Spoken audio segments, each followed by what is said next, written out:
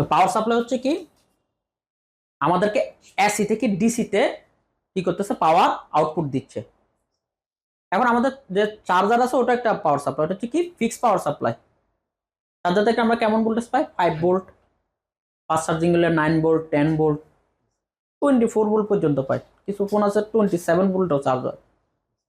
ঠিক আছে, তো ওটা তো ফিক্সড, ওটা দিয়ে আমরা ফোনের পাওয়ার চেক করতে পারবো না, ওটা তো কোনো ডিসপ্লে নেই। হ্যাঁ, কিছু চেকিং আমরা ওটা দিয়েও করতে পারি। বেশিরভাগ সময় আমাদের ফোন চেকিং এর জন্য পাওয়ার সাপ্লাই লাগে। তো এই পাওয়ার সাপ্লাই গুলো শুধুমাত্র আমাদেরকে টার্গেট করে তৈরি হয় না, ফোনের টেকনিশিয়ানদেরকে টার্গেট করে তৈরি হয় না, অন্যান্য ইলেকট্রনিক্স কোম্পানি যারা রিপেয়ার করে তারাও এগুলো ইউজ করে, যেমন যারা এলইডি টিভি রিপেয়ার করে বা ল্যাপটপ রিপেয়ার করে। এই জন্য এই পাওয়ার সাপ্লাই গুলো বেশিরভাগ 30 ভোল্ট বা 30 ভোল্টের হয়ে থাকে। ঠিক আছে, আমাদের কতটুকু প্রয়োজন? 30 ভোল্ট। বেশিরভাগ এখন যে বাজারে ভালো পাওয়ার সাপ্লাই গুলো হচ্ছে 30 ভোল্ট 5 এম্পিয়ার। হ্যাঁ, এখানে আপনি কোন পাওয়ার সাপ্লাইটা ইউজ করেন? সানশাইন। কত মডেল এটা? এটা হ্যাঁ হ্যাঁ।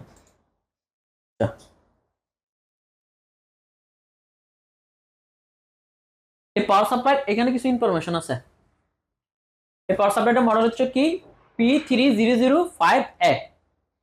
এখানে প্রথম 30 দিয়ে বোঝানো হয় ভোল্টেজ 30 ভোল্টেজ, আর 05 দিয়ে এম্পিয়ার, কত 5 এম্পিয়ার। তাহলে ভোল্টেজ কত, ওয়াট কত হলো? 5 30 150, 150 ওয়াট। তো 150 ওয়াট কিন্তু আমাদের ফোনের প্রয়োজন পড়ে না।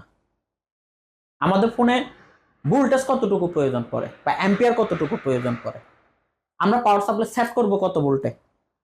অনেকে দেখবেন যে 4.5 বা 5 ভোল্টেজ পাওয়ার সাপ্লাই সেট করে রাখে, খুবই রিস্ক। এখন কত ভোল্টে পাওয়ার সাপ্লাই সেট করব সেটা জানার আগে জানতে হবে আমার ফোন কত ভোল্টে অন হয়, ফোনের রিকোয়ারমেন্ট কত। এখনো পর্যন্ত বেশিরভাগ ফোন 3.7 থেকে 4.2 পর্যন্ত কি থাকে, রিকোয়ারমেন্ট থাকে। 3.7 হচ্ছে মিনিমাম ভোল্টেজ, মানে ব্যাটারিতে যখন মিনিমাম চার্জ থাকে তখন কত 3.7 ভোল্ট, আর যখন 4.2 হয় যখন ম্যাক্সিমাম চার্জ। আর কিছু ডাবল ব্যাটারি ফোন আছে, দুইটা ব্যাটারিকে সিরিজ করে করা, এগুলো হচ্ছে 8.4 ভোল্ট, 4.2 ডাবল। ঠিক আছে, তো ওই ফোনগুলো যদি আমরা অন করতে যাই তাহলে সর্বোচ্চ আমাদের 8.4 পর্যন্ত প্রয়োজন। ওগুলো এখনো খুব একটা বেশি আসে না আমাদের কাছে। আমাদের কাছে এখনো আসে যেগুলো কি 3.7 থেকে 4.2। এখন ফোন চালু হচ্ছে 3.7 থেকে 4.2 পর্যন্ত, তাহলে এখানে তো আমার 4.5 দেওয়ার কোনো প্রয়োজন নাই। দিলে কি ক্ষতি কি? ভোল্টেজ হচ্ছে কি বিদ্যুতের প্রেসার, এটা আপনি যতটুকু ফোন চাই ততটুকু দিতে পারবেন, এর বেশি দিতে পারবেন না, দিলে ফোন ক্ষতিগ্রস্ত হতে পারে। এখন সে অ্যাম্পিয়ার কত? ঠিক আছে, আমাদের এখানে তো 5 এম্পিয়ার দেওয়া আছে। কত?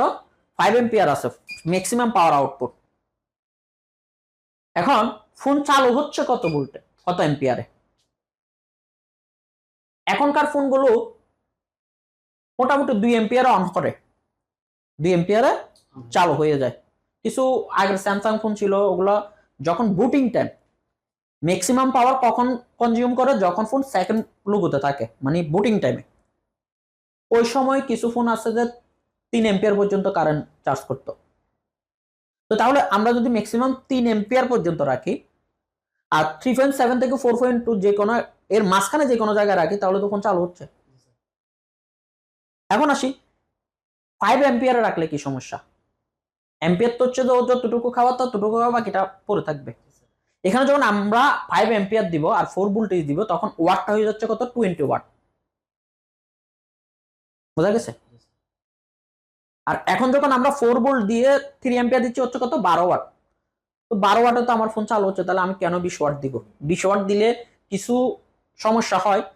কিছু ফোন আসবে আপনাকে বলবে যে ইউজার বলবে এটা চার্জ থাকে না, মানে চার্জ খুব দ্রুত ড্রেন হচ্ছে ব্যাটারি, কিন্তু ফোন চালু আছে। ওই ফোনটার ভিভেট লাইনে শর্ট আছে, লিকেজ বা শর্টের পরিমাণটা একটু বেশি। এখন আপনি যখন 20 ওয়াটের লোড দিলেন, ওই দেখা গেল হাফ শটটা ফুল শট হয়ে গেছে, এখন ফোন হয়ে গেছে অফ, আপনার সাথে কাস্টমারের কোনো বিল হয় নাই। এবার কাস্টমার আপনাকে বলবো আমি তো আপনাকে ফোন চালু দিছি, তাই না? তো আমার ফোনের রিকোয়ারমেন্ট যেখানে 10 ওয়াট থেকে 12 ওয়াট, আমি এখানে 20 ওয়াট দিব কেন?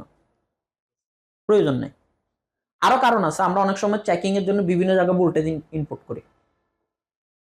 এখন এই ভোল্টেজ ইনপুট যদি কোথাও যদি মিসটাচ হয়, ওয়াটের কারণে, ওয়াট বৃদ্ধির কারণে ওইখানে ক্ষতিগ্রস্ত হতে পারে। তার কারণে আমরা ভোল্টেজ এবং অ্যাম্পিয়ার সেট করার ক্ষেত্রে খুবই সাবধানতা অবলম্বন করতে হবে। ঠিক আছে, এখন আসবো আমরা ফোনের পাওয়ার সাপ্লাই রিডিং দিয়ে কিভাবে বুঝবো ফোন কোন কোন জায়গায় সমস্যা আছে। ঠিক আছে, তো 4 ডিজিটের পাওয়ার সাপ্লাই গুলোতে কারেন্ট হিসাবে মিলি অ্যাম্পিয়ার পর্যন্ত।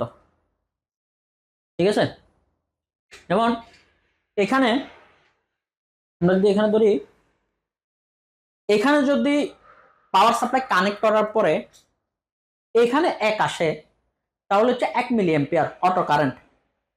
আর এখানে যদি আসে 10 মিলি অ্যাম্পিয়ার অটো কারেন্ট। আর এখানে আসলে 100, যখন এখানে আসবে 1000 মিলি অ্যাম্পিয়ার, মানে 1 অ্যাম্পিয়ার কারেন্ট খাচ্ছে বা কারেন্ট নিচ্ছে। ওকে, তো অনেকে বলবে বলে আমার ফোনে এত পার্সেন্ট শর্ট। আসলে শর্টের কোনো পার্সেন্টেজ নেই, কত মিলি অ্যাম্পিয়ার নিচ্ছে। ঠিক আছে, আমরা পাওয়ার সাপ্লাইতে দেখবো যে এখানে কত মিলি অ্যাম্পিয়ার নিচ্ছে। যদি লাস্টের ডিজিটটা রিডিং আসে, অটো রিডিং আসে, তাহলে এখানে যদি 1 আসে 1 মিলি অ্যাম্পিয়ার, 2 আসলে 2, আর যদি তার পাশেরটা আসে তাহলে 10 মিলি অ্যাম্পিয়ারের শর্ট। বুঝা গেছে? আর যখন আমরা তৃতীয় ডিজিটে পাবো ডাইন থেকে, তাহলে হচ্ছে কি 100 মিলি অ্যাম্পিয়ার, যেটা ওই 3 ডিজিটের পাওয়ার সাপ্লাই গুলোতে 10 দেখায়। ঠিক আছে, এগুলো আমাদেরকে ফোন করে বা মেসেঞ্জার নক করে বলে যে স্যার আমার ফোনে এত পার্সেন্ট শর্ট।